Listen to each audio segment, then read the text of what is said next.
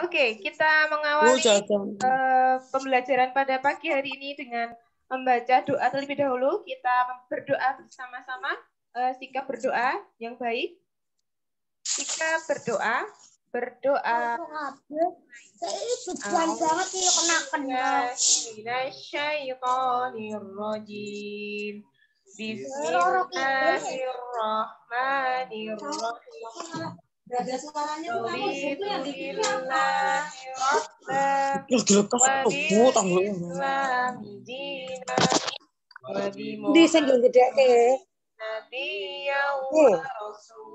Endi cepetan. warzuqni fahma. Amin ya rabbal alamin. Alhamdulillah, mudah-mudahan pagi hari ini kita belajarnya dimudahkan dalam memahaminya. Baik, Bu Nisa buka dulu. Assalamualaikum warahmatullahi wabarakatuh. Waalaikumsalam warahmatullahi wabarakatuh. Baik, kita langsung saja mulai. Di paket tryout 2 ini, ya. Nanti insya Allah kita akan membahas 20 soal dulu, karena ada tambahan materi ya, yang tadi Bu Nisha, yang tadi Bu Nisha sudah share di grup WA di kelas, grup WA kelas, itu ada tambahan materi, ada beberapa. Jadi Bu Nisa ambil dari beberapa soal yang ada di sini yang belum pernah Bu Nisa sampaikan. Baik, yang pertama, soal yang pertama, silahkan diperhatikan. Slide-nya. Yang nomor 1. Ya. Soal yang pertama, kita sambil menunggu slide-nya muncul. Kalian sudah punya soalnya kan? Yang belum punya coba angkat tangan. Gak ada yang angkat tangan, berarti keren. Kalian, oh nggak punya. Syafiq, ada Mas Syafiq soalnya? Mas Syafiq. Nah, ini sudah muncul ya. Oke, soal nomor 1 dulu. Di dalam soal nomor 1 itu ada gambar nanas, tumbuhan nanas. Siapa yang sudah pernah lihat langsung tumbuhan nanas? Di sana pasti banyak sekali daun-daun yang ada durinya. Ya toh? Nah, pertanyaannya, bagian tubuh dan fungsinya pada tumbuhan yang sesuai gambar.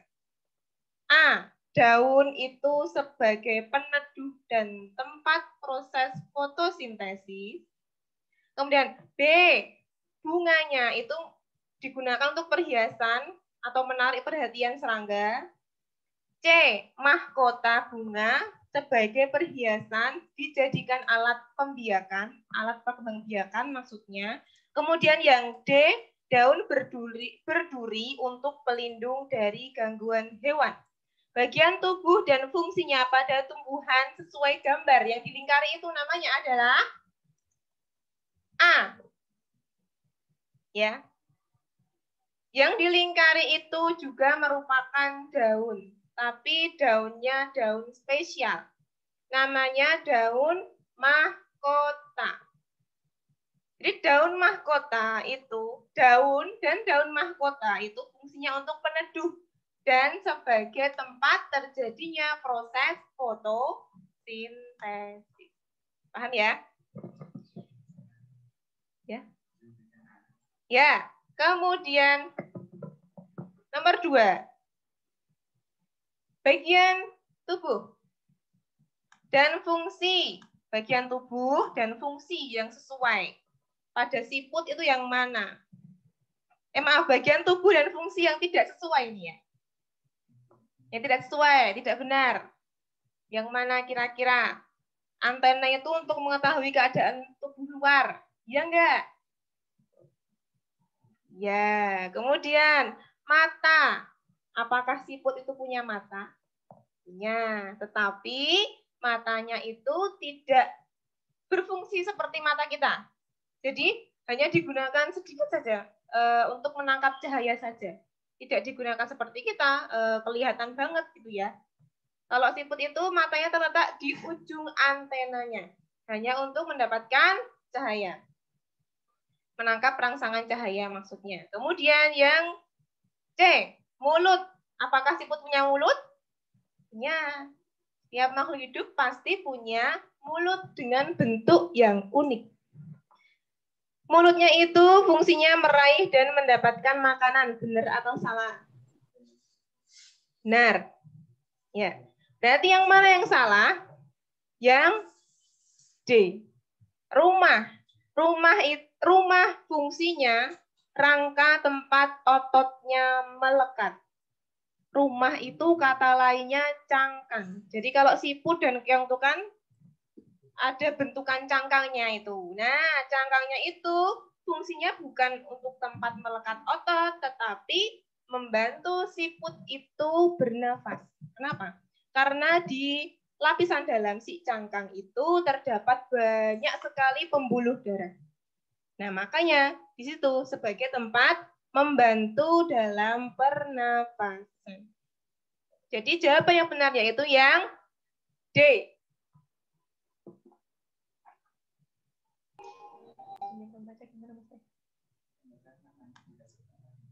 Oh, gitu. Ya. Kemudian yang ketiga. Yang ketiga ada gambar apakah? Ada rangka. Nah, ada rangka. Dan fungsinya. Jadi itu pertanyaannya rangka dan fungsinya pada manusia yang ditandai dengan lingkaran itu apa gitu. Itu tuh rangka apa dan fungsinya apa? Mana yang benar? Yuk, silahkan dijawab siapa ya? Ya, dibaca silahkan. Mas, siapa Pak? Mas Rashid.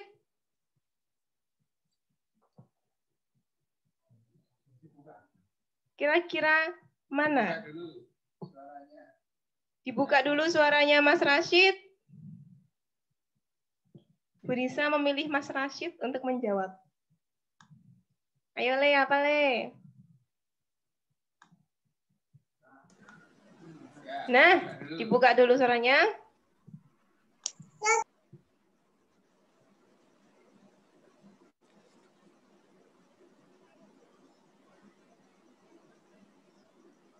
Apa jawabannya? Dibaca soalnya, nggak dijawab. Jawabannya adalah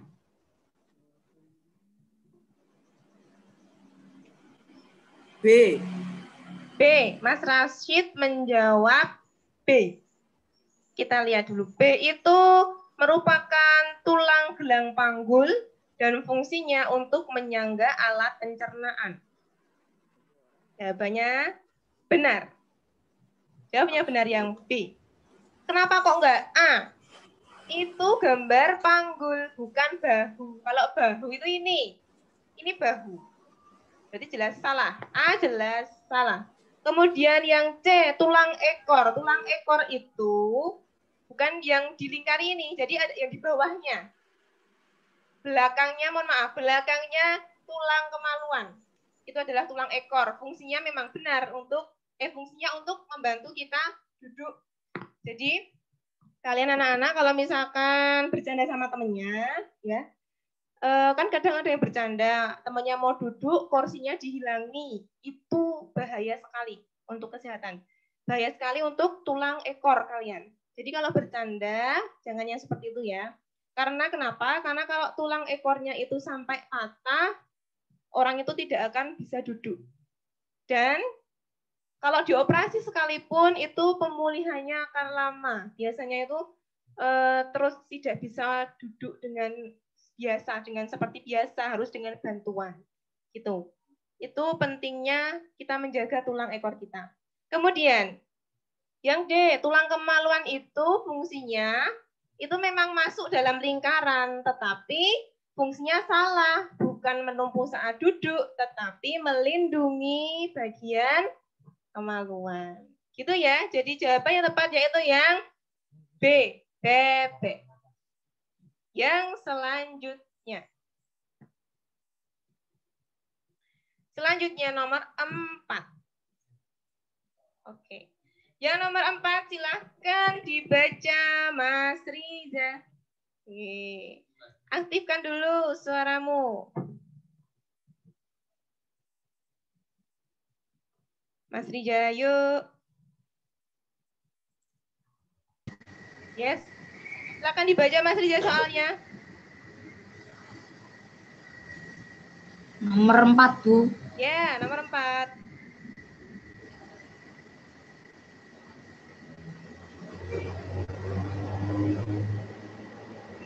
Dibaca, Le. C. Baca soalnya dulu, Le. Tanaman. C. Oh, yang hafal beri saya bacakan ya. Tanaman hias yang dapat dikembangbiakkan paman dengan cara seperti pada gambar. Seperti pada gambar. Pada gambar tersebut itu cara perkembangbiakannya dengan cara apa? Stek. Batang. Berarti tanaman yang bisa di stek. Kalau yang A ini kenapa salah? Karena ada suplirnya. Suplir itu paku-pakuan kan. Kalau paku-pakuan berarti perkembangbiakannya dengan cara spora. Nggak bisa di stek. Jadi silahkan kalian cari mana yang ada tanaman pakunya. Jadi pokoknya jelas salah. Yang mana? Yang jelas yang A salah. Kemudian yang B ada tanduk rusanya. Berarti jelas salah. Tidak usah diperhatikan lidah buayanya. Nggak usah. Langsung cari mana ada lagi nggak yang tumbuhan paku. Ada lagi ternyata yang D, tanduk rusa juga. Dia juga pakai spora, tidak bisa di stek. Jadi satu-satunya jawaban yang paling benar adalah yang B. DP. B. Lidah buaya, bunga mawar, maaf, yang C. Mohon maaf, yang C. Bunga mawar, bunga sepatu, dan melati. Yang C ya. Oke. Tidak? Benar. Keren. Kemudian nomor 5. Silahkan dibaca soalnya Mas Bintang. Ayo dibaca, Le. Buka dulu suaramu. Ya. Alat pencernaan makanan pada manusia yang berfungsi mencerna secara kimiawi menggunakan enzim dari pankreas dan empedu dari hati adalah? Ya, apa jawabannya?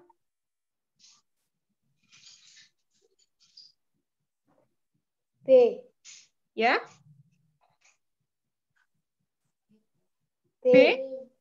Bebek atau do?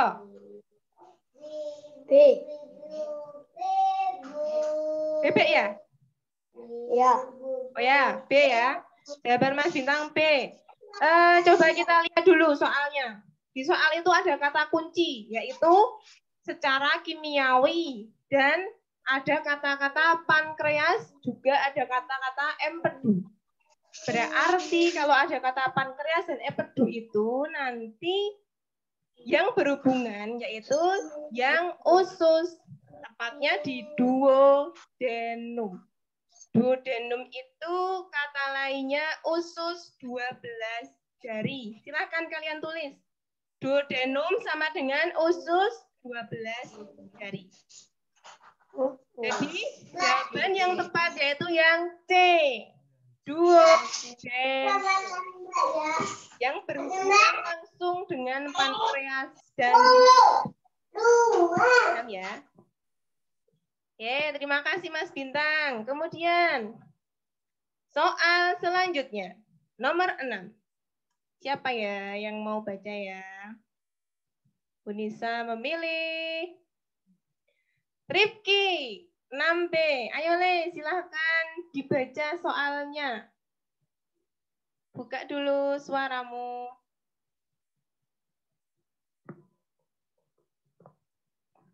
Mas Rifki, cek.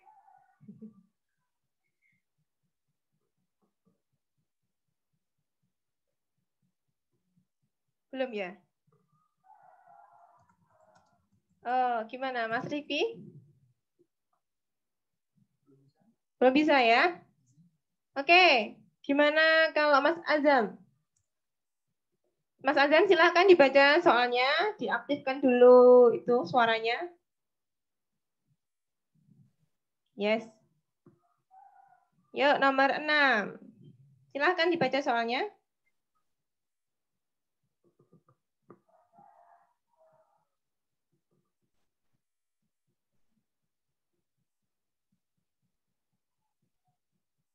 Cek Mas Azam.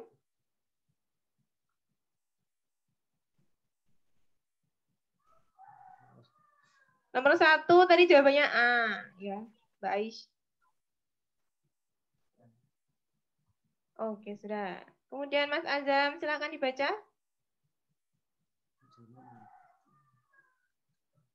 Tidak mendengar. Hah? Ya. Sudah hidup. Iya, Mas Azam, yuk, silakan dibaca. Bagian yang ditunjuk tanda panah pada organ pernafasan sesuai gambar itu berupa apa? Jadi yang ditunjukkan itu apa?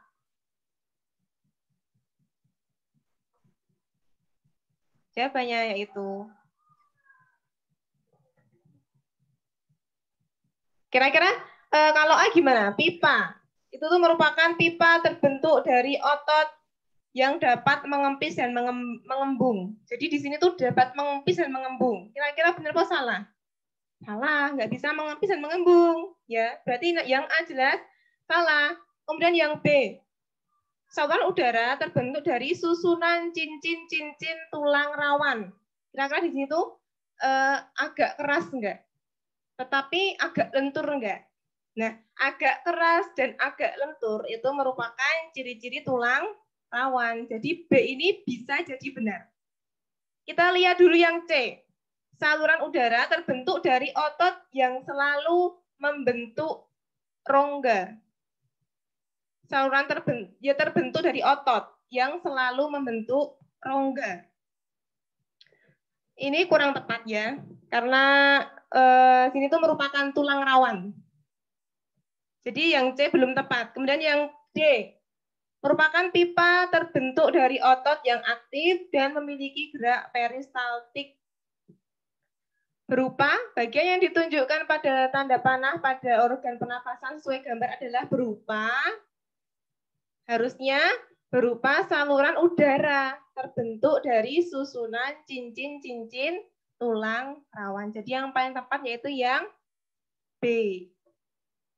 Kalau tulang pipa itu bukan di sini tetapi ada di lengan, itu tulang pipa. Ya, keras pipa. Kemudian yang selanjutnya nomor 7. Seseorang yang terlalu banyak mengkonsumsi makanan pedas, ya. Seorang yang sering mengkonsumsi pedas itu dapat menderita diare. Karena apa? Kalau yang A coba, A itu pada cabai terdapat racun. Ya enggak? Enggak. Di cabai itu enggak ada racunnya, kecuali cabai yang busuk ya, ada bakterinya di sana. Cabai itu sebenarnya adalah vitamin C yang tinggi. Yang ada di biji cabainya itu namanya giantnya. Biji giant yang gede itu loh, yang apa bijinya itu ada vitamin C-nya. Jadi yang A jelas salah ya. Yang B, rasa pedas cabai menyebabkan kita perlu banyak minum. Jadi kepedesan minum. Apakah itu yang menyebabkan? Kurang tepat. Kita cari lagi yang C.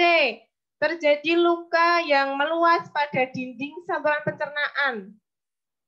Bisa jadi, ya enggak? Karena cabai itu kan sifatnya pedas ya. Jadi vitamin C tinggi. Vitamin C tinggi berarti sifatnya asam banget. Lah, asam itu bisa menyebabkan luka. Ya, pada area organ tertentu itu nanti bisa menyebabkan luka. Jadi C ini bisa jadi benar. Tapi kita lihat dulu yang D, kira-kira apa? D itu seluruh dinding dalam saluran pencernaan menjadi tebal. Menjadi tebal tidak ya? Tebal tidak dipengaruhi oleh cabai. Jadi yang paling tepat jawabannya yaitu yang C. Terjadi luka yang meluas pada dinding saluran pencernaan. Yang menyebabkan luka adalah si cabenya tadi yang terlalu pedas. Ya, pedas itu berarti zat asam nanti. Asam. Ya, paham ya? Kemudian yang nomor 8. Nomor 8 itu ada gambar jantung. Kalau kayak gini berarti nanti ke sistem peredaran darah. Pernyataan untuk bagian organ peredaran darah sesuai gambar yaitu kalau kalian mau itu kan ada bagian kiri, bagian kanan. Nah, menentukan kiri dan kanannya itu bukunya kalian sesuaikan dengan arah tubuh kalian. Jadi gini misalkan, kalau kayak gini kan, nanti yang kiri itu yang kiri yang G. Padahal sesungguhnya yang GH itu kanan karena kayak gini. Nah, berarti kalau sudah dihadapkan sesuai dengan kalian menghadap, itu bisa kalian tentukan mana arah kanan dan kirinya. Jadi yang GH itu kanan, yang I dan K itu bagian kiri. Itu. Kemudian yang A. Pada G dan H mengalirkan darah bersih. Kalau peredaran darah itu yang kanan itu yang kotor karena dari seluruh tubuh. Berarti A jelas salah. Berarti itu kuncinya GH harus darah kotor. Nek GH darah kotor berarti yang I dan K harus darah bersih. Mana kira-kira? Jadi jawabannya yang B ya. Yang B. Darah bersih mengalir pada saluran I dan saluran K. Kemudian darah kotor mengalir pada saluran G dan saluran H. Nanti insya Allah Bu Risa akan terangkan sistem peredaran darah manusia. Kita lanjutkan saja ke nomor 9. Nomor 9. Ada beberapa pernyataan. Yang pertama, tubuh lemah. Yang kedua, sering merasa pusing. Yang ketiga, mata berkunang-kunang. Kemudian ada yang keempat, hasil pemeriksaan ternyata pasien tersebut kekurangan zat besi. Nah, seorang pasien yang mengalami gangguan tersebut itu menderita apa? Kata kuncinya adalah kekurangan zat besi. Berarti sudah jelas, pasien tersebut pasti menderita anemia. Jadi jawabannya yang A. Kalau leukemia itu kanker darah putih ya, leukemia. Kemudian hemofilia itu keadaan di mana darahnya itu sukar untuk membeku. Ini merupakan penyakit turunan dan biasanya terjadi hanya pada pria, laki-laki, ya. Karena kenapa? Memang Allah itu sangat luar biasa sekali.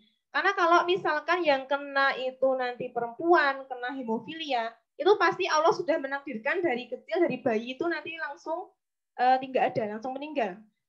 Ya, kita bayangin aja, kalau perempuan hemofilia sampai dewasa, kemudian sudah mengalami menstruasi, maka menstruasinya itu tidak akan bisa berhenti. Yaitu Allah menciptakan kalau yang kena hemofilia perempuan pasti biasanya akan mati sejak bayi, meninggal sejak bayi. Tuh. Kemudian yang D, tromboplastopenia, kekurangan trombosit ya. Enggak. Yang paling tepat yaitu yang A, anemia. Kemudian langsung kita ke nomor 10. Ada beberapa hewan. Kalian kelompokkan hewan yang mengalami masa kepompong. Itu hewan apa saja? Kira-kira kalau belalang ya enggak? Enggak. Lalat iya tidak? Lalat ya enggak? Ya, kemudian kupu-kupu ya enggak? Jelas iya. Kemudian lebah? Ya. Kecoa enggak? Capung juga? Tidak. Jadi kuncinya ada pada lebah dan kupu-kupu. Cari opsi yang ada 5 dan 3-nya. Nah, hanya ada satu opsinya, yaitu yang C. Ya, nomor 10 berarti C. Ada lalat, kupu-kupu, dan lebah. Jadi perhatikan kata kuncinya dulu. Paham ya? Yang nomor 11. Nomor 11. Nomor 11 apakah? Soalnya ada laba-laba. Jadi ini simbiosis antara laba-laba dan pohon mangga. Kira-kira membentuk simbiosis apa? Ada yang tahu nggak ya? Jadi gini, kalau di pohon mangga itu kan kadang ada sarang laba-labanya. Ternyata mereka itu membentuk suatu simbiosis. Jadi laba-laba mendapatkan tempat untuk hidup. Nah, pohon mangga dapatkan apa? Kita lihat opsinya dulu. Yang A, simbiosis mutualisme. Laba-laba dapat tempat, pohon mangga dapat dibantu penyerbukan. Kalau pohon mangga itu penyerbukannya cukup pakai angin, insya Allah sudah bisa. Kemudian yang B, simbiosisnya mutualisme. Laba-laba dapat tempat, pohon mangga dapat kotoran yang menjadikan pupuk. Nah, kotoran laba-laba itu gedenya seberapa sih ya? Jadi kurang mempengaruhi. Jadi yang B itu jelas salah, ya. Tidak terlalu terpengaruh oleh kotoran laba-laba pohon mangga itu. Karena pohon mangga itu gede, laba-labanya kecil. B salah. Kemudian yang C. C, simbiosis komensalisme. Laba-laba mendapatkan tempat tinggal, pohonnya tidak terganggu, tidak mendapatkan apa-apa. Bisa jadi benar. Kemudian yang D, simbiosis parasitisme, itu jelas salah. Tidak bersifat parasit. Jadi jawaban yang paling tepat yaitu yang C, simbiosis komensalisme. Komensalisme itu yang satunya untung, yang satu tidak mendapatkan apa-apa. Tidak rugi, juga tidak untung. Paham ya? Yang selanjutnya nomor 12. Gajah dan badak itu perkembangbiakannya sangat lambat. Ya, makanya kenapa kok badak berjumlah 1 di Indonesia itu merupakan hewan yang terancam punah. Gajah juga sudah mulai hewan terancam punah karena perkembangbiakannya itu lambat dan sering diburu. Nah, di sini ada pertanyaan. Dapat terhindar dari kepunahan jika apa?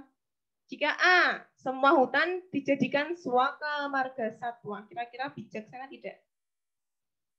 Nek, semua hutan di Indonesia ini dijadikan suaka marga satwa. Terus nanti tanaman-tanaman endemiknya gimana? Gitu ya, berarti yang A kurang bijaksana. Belum bijaksana. Kemudian adakah opsi lain? Ada yang mana? Yang B coba. Keberadaan lingkungannya selalu dijaga. Bisa jadi. Cara menjaganya dengan tidak diburu, tidak usah diberikan kayak trap trap itu kayak jebakan ya. Misalkan mau menjebak hewan apa gitu, nanti yang kena gajah itu kan tidak bijaksana, nggak boleh seperti itu. Jadi yang B bisa jadi benar. Kemudian yang C, hutan heterogen dijadikan hutan homogen. Maksudnya itu heterogen itu campuran. Nek homogen tuh hanya misalkan hanya pohon pinus tok di situ, itu namanya homogen. Kalau heterogen itu ada hutan pinus, ada tanaman paku-pakuan, ada tanaman yang pohon-pohon gede, ada beringin, ada jambu, itu heterogen. Dan hewannya juga ada badak, ada gajah, ada ular, ada piton, itu heterogen. Jadi semuanya campuran. Berarti yang C jelas salah, nggak bisa. Hutan heterogen dijadikan hutan homogen. Itu tidak bijaksana. Kemudian yang D, suaka marga satwa dikurangi secara bertahap. Ini kok malah dikurangi. Suaka marga satwa itu adalah ya ini kayak upaya untuk melindungi hewan-hewan yang ada di Indonesia itu nanti dibuat suaka marga satwa. Jadi opsi yang paling bijaksana, yang bisa dilakukan, yang paling efisien dilakukan yaitu yang B. Keberadaan lingkungannya selalu dijaga. Kalau hewan itu lingkungannya sudah terjaga hijaunya, terjaga airnya, terbebas dari sampah, insya Allah hewan itu akan berkembang biak dengan baik. Kalau hewan berkembang biak dengan baik, pasti akan mempengaruhi tanaman yang ada di Indonesia juga. Nah, kalau hewan tumbuhan di Indonesia berkembang dengan baik, siapa yang diuntungkan? Manusia. Melimpah ruah bahan-bahan pangan. Jadi mulai sekarang yuk kita jaga sama-sama hewan dan tumbuhan yang ada di sekitar kita. Itu ya. Kemudian nomor 13. Ada gambar lambung, hati, dan pankreas. Pertanyaannya, membunuh kuman dan mengubah karbohidrat menjadi gula, itu fungsi dari siapa aja? Berturut-turut loh ya. Oke, yang P itu hati. Hati itu nanti untuk mengemulsikan lemak. Kalau yang Q itu lambung. Di dalam lambung ada zat kimianya bernama HCl. Bisa ditulis, di dalam lambung ada zat kimia bernama HCl. HCl ini bersifat asam, jadi mampu membunuh kuman. Ya. Kemudian kalau yang R itu merupakan pankreas. Pankreas nanti akan membantu usus 12 jari untuk mencerna karbohidrat. Namanya enzim ptialin atau amilase. Mencerna karbohidrat menjadi zat-zat gula yang lebih kecil lagi. Jadi yang tepat itu yang berarti ada lambung dan pankreas. Yang C, Q, dan R. Gitu. Itu nomor 13. C ya, nomor 13. Q dan R, lambung dan pankreasnya. Kemudian nomor 14. Contoh cara hidup sehat bagi anak-anak yang memasuki masa pubertas. Ya, ini berarti juga bisa diterapkan untuk kalian ya, karena sudah mulai memasuki masa-masa pubertas. Yang pertama, yang A, kira-kira betul tidak kalau menggunakan celana dan baju selalu ketat? Kira-kira nyaman enggak? Pasti tidak nyaman ya. Baju yang terlalu ketat itu nanti akan menyebabkan respirasi. Jadi pernafasan kulit kita ini tidak maksimal. Nah, kalau pernafasannya itu enggak maksimal, nanti kan terus timbul keringat. Nah, keringatnya itu nanti akan menyebabkan memunculkan adanya jamur. Biasanya terus panuan atau jamur-jamur yang lainnya yang bikin gatal. Jadi menggunakan celana dan baju ketat itu tidak diperkenankan ya. Yang A jelas salah. Kemudian yang B, mengganti pakaian dalam 2 hari sekali. Mengganti pakaian 2 hari sekali. Waduh, kira-kira nanti sampingmu kasihan nanti ya kalau kamu gantinya 2 hari sekali. Berarti itu tidak bisa. Enggak, ini bukan cara yang baik. Kemudian yang C, mengganti pakaian dalam 2 kali sehari. Nah, ini baru bisa. Dalam sehari kamu ganti 2 kali. Bahkan kalau setiap keringetan ganti. Atau setiap yang cewek setiap setelah selesai membuang hajat ganti, itu enggak apa-apa. Ya, yang maksudnya pakaian dalam ya. Gitu. Kemudian yang D, menggunakan pakaian berbahan nilon. Nilon itu kayak gini ya, kayak gini orang-orang ya, kurang lebih kayak gini yang bisa pakai itu bahannya nilon. Jadi tidak bisa menyerap keringat, ya. Ya memang itu tuh agak nggak bikin gerah, cuman tidak bisa menyerap keringat. Jadi jawaban yang paling tepat yaitu yang C. Mengganti pakaian dalam 2 kali. Dalam sehari itu mengganti 2 kali. Iya. Oh iya. Mengganti pakaian dalam 2 kali sehari. Maksudnya ya. Kemudian yang nomor 15. Nomor 15. Tumbuhan yang berkembang biak dengan cara vegetatif alami menggunakan spora. Kira-kira apa aja? Yang A itu kan ada mawar, ya. Mawar tuh berarti otomatis salah. Mawar tidak pakai spora. Nah, yang B itu ada ketela rambatnya. Ketela rambat nggak bisa pakai spora. A, B jelas salah. Kemudian yang C, tandu rusa, pisang. Pisang juga nggak bisa pakai spora. Berarti satu-satunya jawaban yang paling tepat yaitu yang D. Ada paku ekor kuda, ada suplir, dan ada paku tanduk rusa. Ketiganya itu merupakan tanaman-tanaman paku-pakuan. Dan menggunakan spora semua.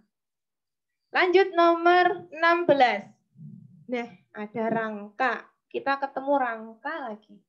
Jangan bosan sama rangka ya. Ini yang kadang-kadang kalian takutkan ini gambar-gambar kayak gini. Nah, fungsi. Fungsi bagian rangka manusia yang ditunjuk pada panah. Yang ditunjuk itu merupakan tulang tengkorak. Ya. Tulang tengkorak. Berarti yang mana kira-kira kok tulang tengkorak itu? Nek tengkorak itu kan nggak mungkin pipa ya. Tulang tengkorak mosok pipa. Pipa itu hanya di pergelangan tangan, ini pipa yang bentuknya itu kayak tabung gitu.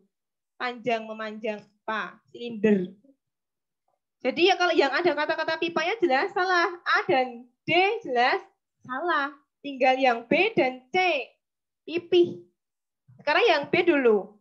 Tulang pipih memperkuat rangka anggota gerak atas pada manusia. Yang C, tulang pipih membentuk rongga, melindungi pusat syaraf manusia. Yang mana kira-kira? Anggota gerak atas. Tidak ya. Yang B itu salahnya pada anggota gerak atas pada manusia. Salah. Dan yang C, itu yang benar. Tulang pipih. Jadi tengkorak ini bentuknya pipih. Tulang pipih. Gunanya untuk membentuk rongga, melindungi pusat syaraf manusia. Pusat syaraf manusia itu kan otak ya. Jadi melindungi otak. Kemudian nomor 17. Nomor 17. Nah, ini yang tadi Bu Nisa juga sampai mencarinya. Kira-kira kenapa ya kok capung dan belalang itu kenapa harus dia berganti kulit itu? Sampai 2 hari Bu Nisa pikirkan ini sebenarnya. Kita lihat dulu opsinya. Yang A, karena itu kan soalnya kan penyebab capung dan belalang berganti kulit itu karena apa gitu kan? Yang A, karena rangka dalam tidak mampu melindungi tubuh. Ya enggak. Coba yang B, kulit kedua hewan terlalu kaku dan sangat tipis. Kulit kedua hewan tidak terlalu kaku dan sangat tipis. Itu tidak ada hubungannya ya. Kenapa dia harus berganti? Yang B berarti jelas salah. Yang C, pertumbuhan tubuh terhambat rangka luar. Ini antara A dan C. Kemudian yang D, rangka dalam kedua hewan tumbuh sangat lambat. Itu juga nggak ada hubungannya. Jadi antara A dan C, bisa pikirkan sampai 2 hari ini. Kenapa kira-kira? Setelah Bu Nisa pikirkan, ternyata yang paling tepat itu jawabannya yang A. A, kenapa kok A? Rangka dalam itu, karena gini, capung dan belalang itu mengalami yang namanya yang itu loh, yang dia harus tinggal di air ya. Dia harus tinggal di air dan di air itu kulitnya itu tidak terlalu kaku, tidak bisa melindungi tubuhnya. Sedangkan dia itu harus melanjutkan perubahan bentuknya, dia harus terbang, gitu. Dia harus keluar dari air untuk mencari makan dan lain sebagainya. Makanya untuk mempersiapkan dia itu bisa terbang, dia itu bisa bertahan di lingkungan, makanya dia harus berganti kulit karena rangka dalam itu tidak mampu melindungi tubuhnya. Karena dia harus berubah, ya, berubah. Seperti Power Rangers. Yang selanjutnya nomor 18. Kebiasaan menerapkan dan memperhatikan kesehatan anggota tubuh itu diantaranya kebiasaan menerapkan dan memperhatikan kesehatan anggota tubuh. Kira-kira apa aja? Apa yang benar? A. Membiasakan segera tidur setelah selesai makan. Apakah itu cara yang benar? Kurang benar. Kalau kalian selesai makan langsung tidur, biasanya proses pencernaan makanan di lambung kalian itu tidak maksimal. Jadi biasanya terus nanti perutnya agak keruak-keruak dan perih. Itu karena nggak maksimal. Biasanya itu menyebabkan penyakit MAH. Jadi ini cara yang tidak baik. Kemudian yang B, membiasakan makan dan minum yang tidak panas. Ini bisa jadi benar ya. Jadi kalau makan jangan panas-panas. Panas-panas juga nggak baik ya. Untuk mulut pun juga untuk yang organ-organ dalam. Kemudian yang C. Coba yang C itu segera minum air panas setelah makan yang dingin. Ini kebalik nanti ya. Ini kurang tepat. C kurang tepat.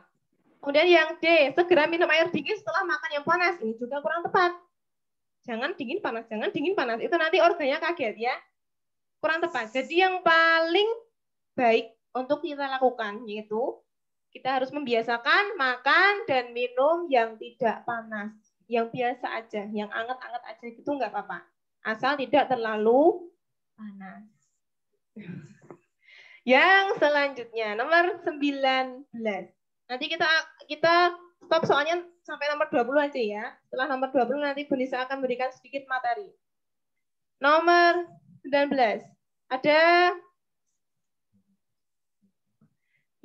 alat musik. Ada balira, kulintang, seruling, biola, saksofon. Alat musik yang digunakan dengan cara ditiup. Kata kuncinya ada serulingnya. Jadi cari opsi mana yang ada nomor 3-nya. Nomor 3 itu kan hanya B dan D. Karena yang B itu kulintang, nggak bisa dia ditiup ya. Berarti yang paling tepat yang mana? Yang D. Do. Yaitu nomor 3 dan nomor 5. Ya, do. Yang selanjutnya nomor 20. Nah, ini sudah masuk ke perubahan bentuk. Canting atau alat membatik tidak dapat digunakan karena lubang cantingnya itu tertutup rapat. Yang dulu pernah batik ya, Bu Nisa ingat banget dulu kan tuh kelas 4 ya, Iqbal itu batik ya. Di depan kelas 6 itu kalau nggak salah. Nah itu kok nggak bisa atau Bu? Nah itu karena tertutup malam yang sudah membeku di ujung cantingnya itu, makanya nggak bisa keluar.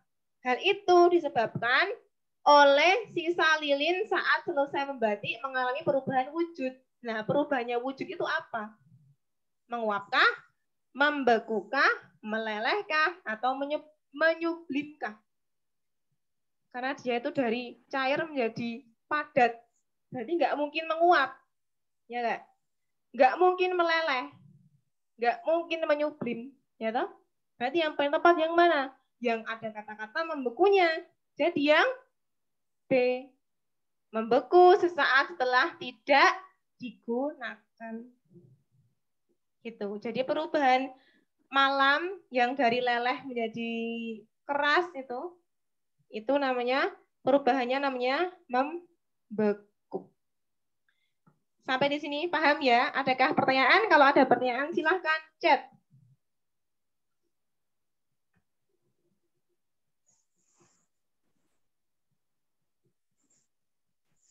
Gak ada pertanyaan ya?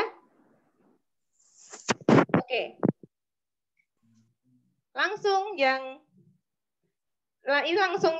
slide yang Bu Nisa bagikan tadi ya, tadi pagi.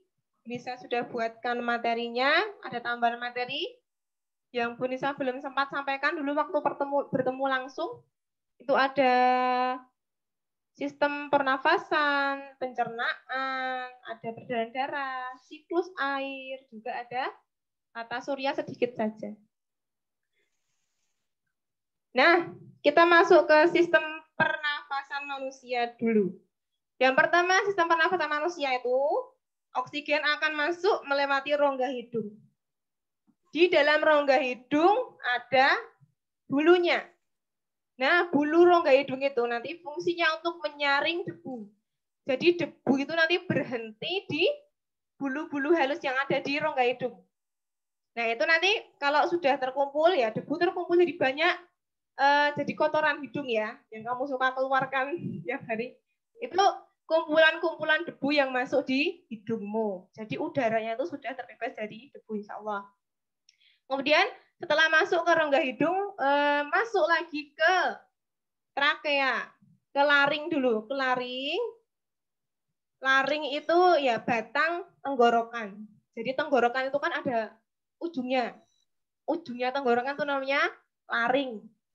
Nanti ada lagi faring. Nah, faring itu persimpangan ya. Persimpangan antara batang rongga gini, kerongkongan dan tenggorokan itu namanya faring. Jadi persimpangan antara kerongkongan yang untuk makan dan tenggorokan yang untuk napas. Itu namanya faring. Nah, kalau laring itu batang tenggorokan. Jadi udara masuk ke laring, kemudian diteruskan ke trakea, trakea diteruskan ke bronkus. Bronkus itu percabangan, mau ke paru-paru kanan atau paru-paru kiri. Itu namanya bronkus. Kemudian masuk ke bronkiolus. Dari bronkus bercabang lagi, ya toh? Ada di dalam paru-paru itu, bercabang lagi, ada bronkiolus.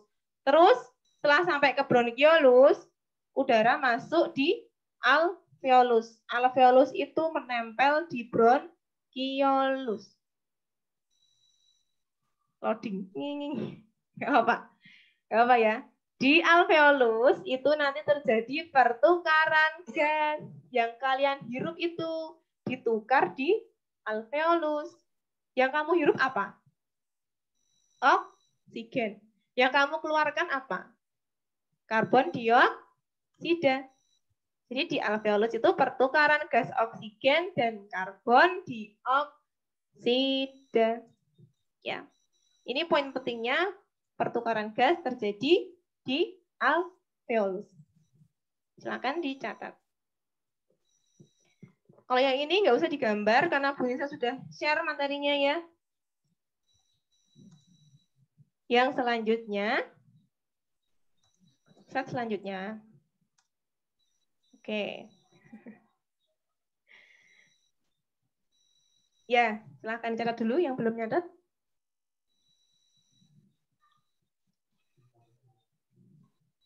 Sudah ya? Sudah? Ya, kita lanjutkan ke slide selanjutnya.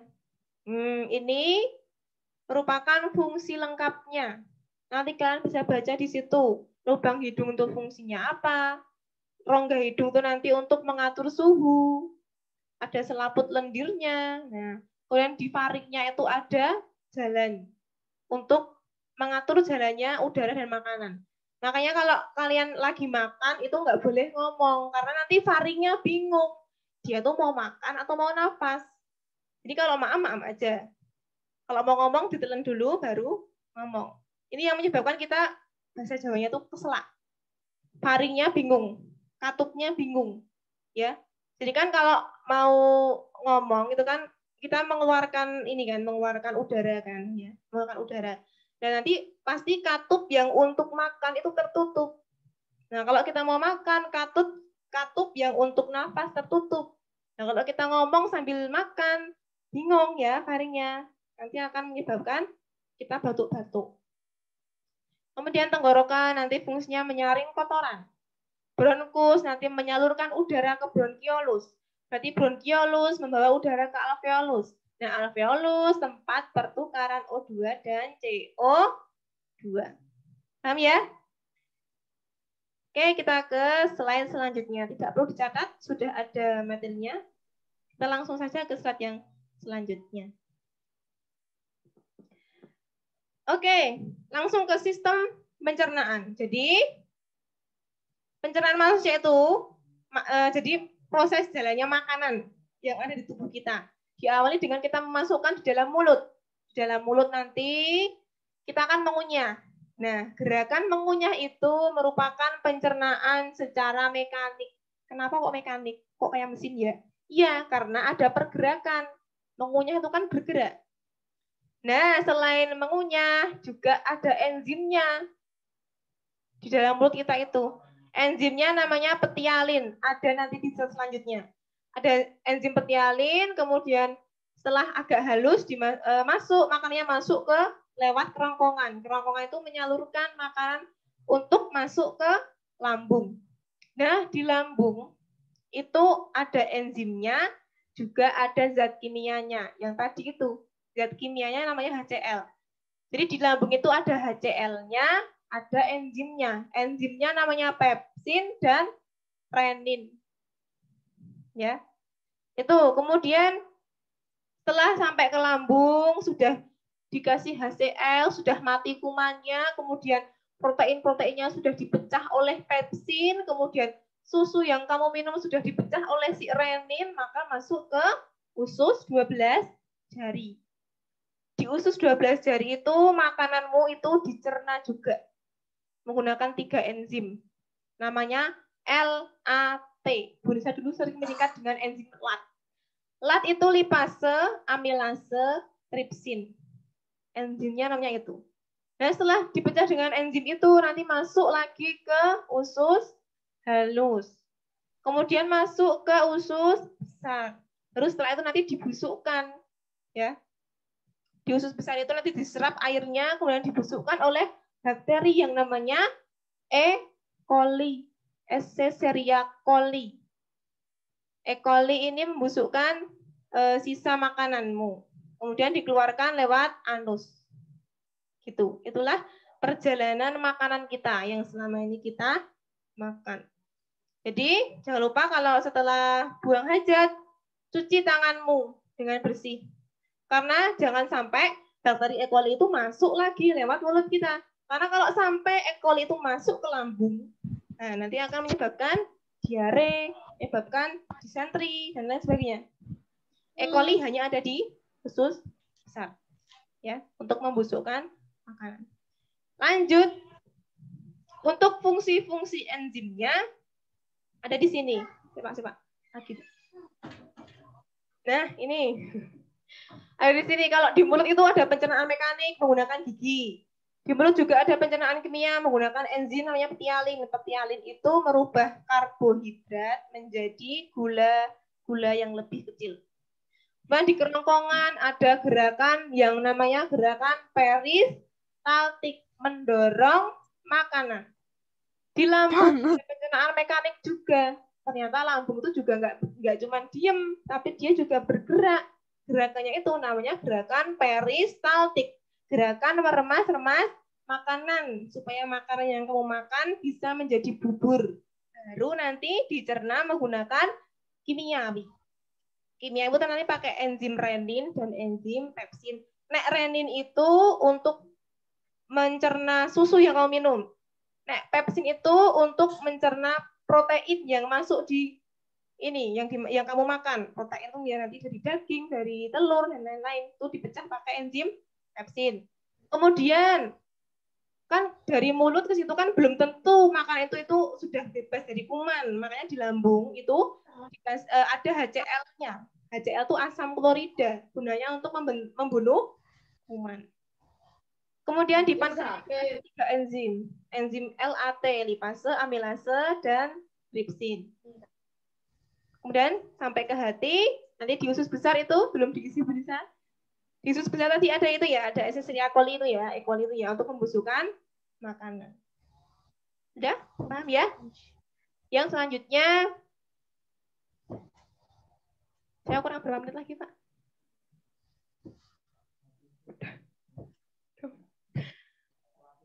Oh ya, ya. Ya lanjut ya. Lanjut pokoknya. Sistem peredaran manusia. Ini yang akan bisa sampaikan pokoknya di sini. Pak Rahmat bisa shoot yang di sini, makan tulis Pak. Kita shoot di sini ya. Sudah bisa gambarkan di sini gambaran secara biasanya. Sudah? Nah, oke. Jantung kita itu terbagi menjadi 4 bagian. Ya, 4 bagian. Ada serambi kiri, dan serambi kanan. Dan ada bilik kiri, juga ada bilik kanan. Bilik itu yang bawah, serambi itu yang atas. Nah, Pokoknya ya, pokoknya darah itu keluar dari jantung pasti lewat bilik. Nggak mungkin lewat serambi. Serambi ini itu hanya untuk masuknya darah ke jantung. Kalau bilik untuk keluarnya darah dari jantung. Jadi peredaran darah yang kita alami ya, itu dari paru-paru dulu ya, darah sudah banyak O2-nya. Dari paru-paru darah kan banyak sekali O2-nya. Masuk ke serambi kiri. Masuklah dia ke serambi kiri. Setelah masuk ke serambi kiri, masuk ke bilik kanan. Kalau sudah masuk, berarti sudah siap untuk diedarkan keluar jantung. Bilik kiri. Nah, kemudian dari bilik kiri, itu kan keluar diedarkan ke seluruh tubuh. Ada di ginjal, di tangan, di kaki, ya, itu memerlukan oksigen. Di sini juga masih banyak oksigennya. Kemudian dari seluruh tubuh dikembalikan lagi. Dikembalikan lagi kan habis. Oksigennya udah habis. Masuk di serambi kanan. Pak, ini di shoot ya. Oh ya, Bu Nisa ulangi ya. Oke. Ini ada orang, ini gambar orang ya. Gambar orangnya nggak bisa gambar soalnya. Nah, ini maksudnya adalah seluruh tubuh. Tapi Bu Nisa biasanya gambarnya cuma kayak gini, maaf ya. Jadi intinya darah yang dari ini disalurkan ke seluruh tubuh. Nah, setelah dari seluruh tubuh kan udah habis tuh O2-nya. Ya toh? Sudah dikasihkan sama tangan, sama kaki, sama ginjal, sama yang lain-lain. Itu udah habis O2-nya. Makanya dia mau dapat O2 lagi. Dia masuk ke serambi kanan. Masuk lagi ke sini, kemudian turun lagi ke bilik. Ingat, Nek, sampai bilik berarti dia siap keluar dari jantung. Dia keluar dari jantung. Menuju mana? Menuju paru-paru. Karena dia butuh oksigen.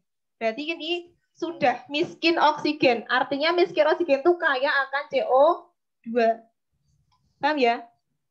Setelah dari tubuh, dia kehabisan oksigen, dia ke jantung dulu untuk transit, kemudian dia pergi ke paru-paru untuk menukar CO2 menjadi O2. Setelah itu dari paru-paru keluar lagi. Banyak O2-nya. Masuk ke jantung lagi, serambi kiri, bilik kiri, ke seluruh tubuh lagi. Masuk lagi ke serambi kanan, ke bilik kiri, ke paru-paru. Gitu aja terus ya. Jadi peredaran darah seperti itu. Memang agak rumit ya.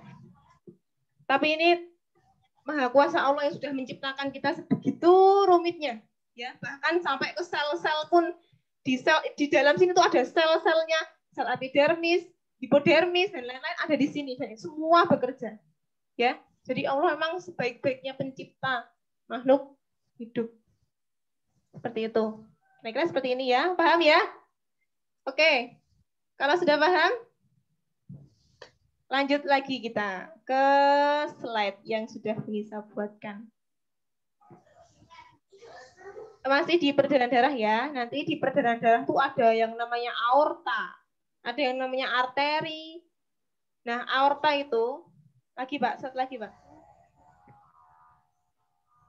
Ya, nah peredaran darah kecil dan peredaran darah besar. Kadang di soal, kadang meminta kita untuk menunjukkan di mana peredaran darah besarnya, di mana peredaran darah kecilnya.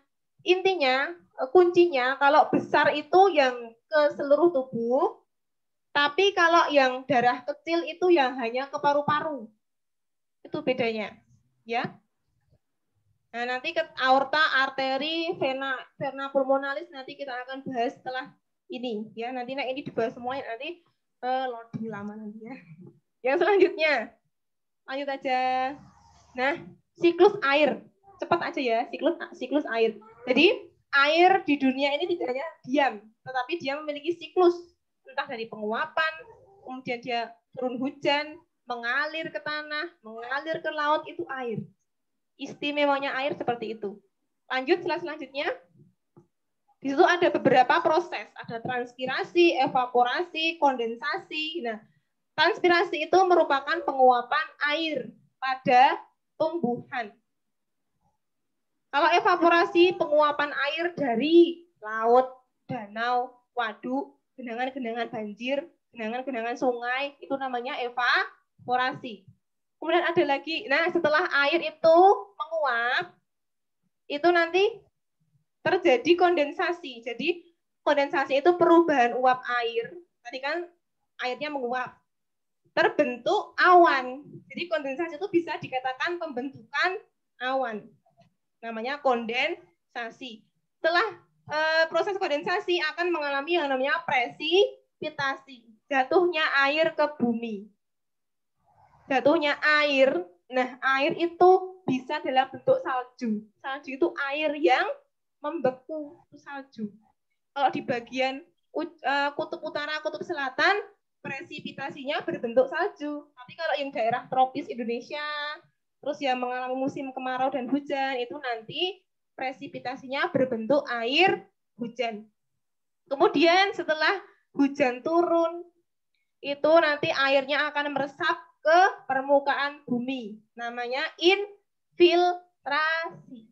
Setelah meresap, airnya itu masuk jauh ke lapisan bumi, terjadi yang namanya adveksi. Nah, ini yang kadang-kadang ini bisa memungkinkan untuk terbentuknya sumber air panas ya. Gimana tuh Kak yang air panas tuh? Panas ya? Nah itu Parangwedang, betul. Belum bisa pernah di situ. Ya airnya memang nggak direbus, tapi dia panas sendiri karena ada proses adveksi. Itu ya anak-anak ya. Oke, sepertinya cukup sampai sini dulu.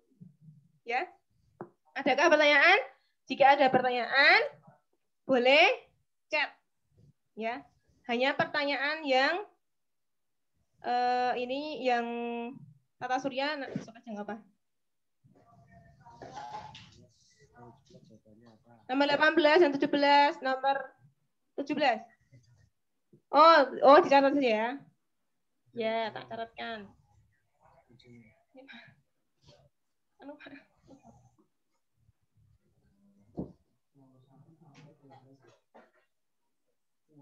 Kuncinya semua ya, berarti ya? Ya, nanti dipelajari sendiri ya. Kunci yang benar. Nomor 1.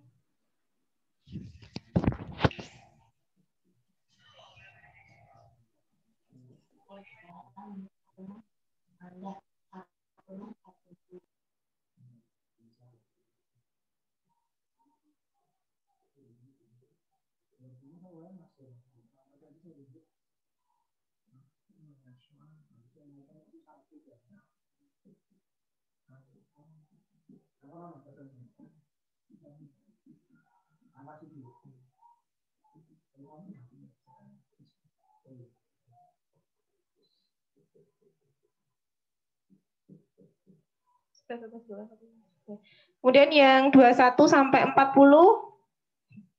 Oke ya. D 22C, 23C, 24B, 25C, 26D, 27A, 28B, 29 itu C, dan 30 itu B. 31 D, ya, sama 32 itu D. 33D,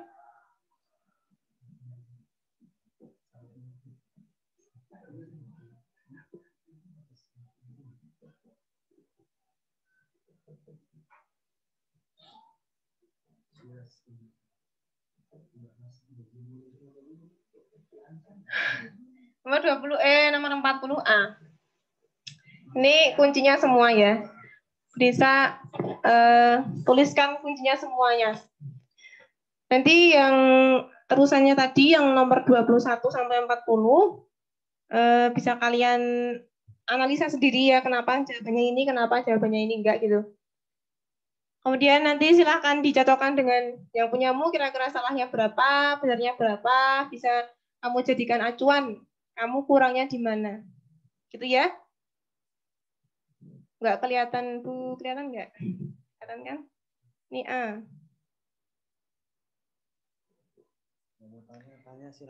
Silakan yang mau tanya dulu.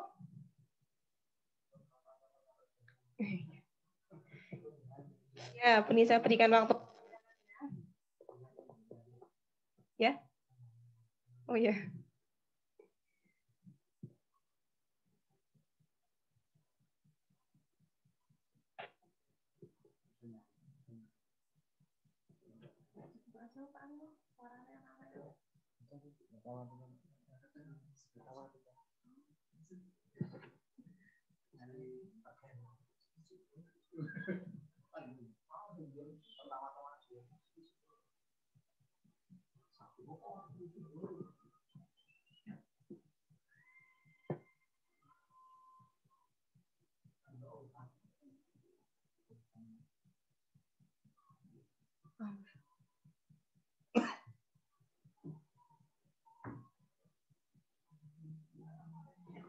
Sudah? Yang sudah selesai mencetak kunci, angkat tangan. Ya. Tunjuk tangan. Ya, tunjuk tangan. Oke. Sudah, Mas Fahri sudah, Mas Syafiq sudah, Mas Bintang sudah. Ya, kayaknya emang sudah ya. Mbak Syifa juga sudah. Mbak Hanifah juga sudah. Atar juga sudah.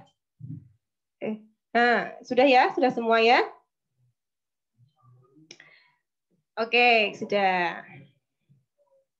Oke, kalau sudah tidak ada pertanyaan, mungkin akan bisa tutup ya. Akan bisa tutup. Nanti kalau masih bingung lagi, boleh Japri Bunisa, lewat WA-nya Bunisa.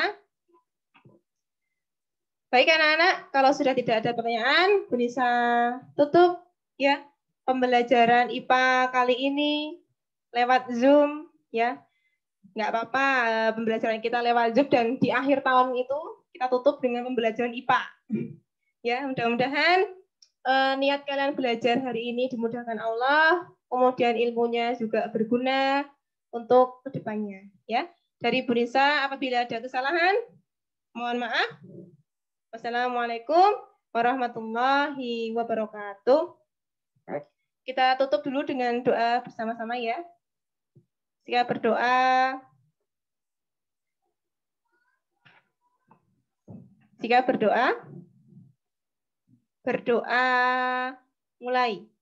A'udzu billahi minasyaitonir rajim.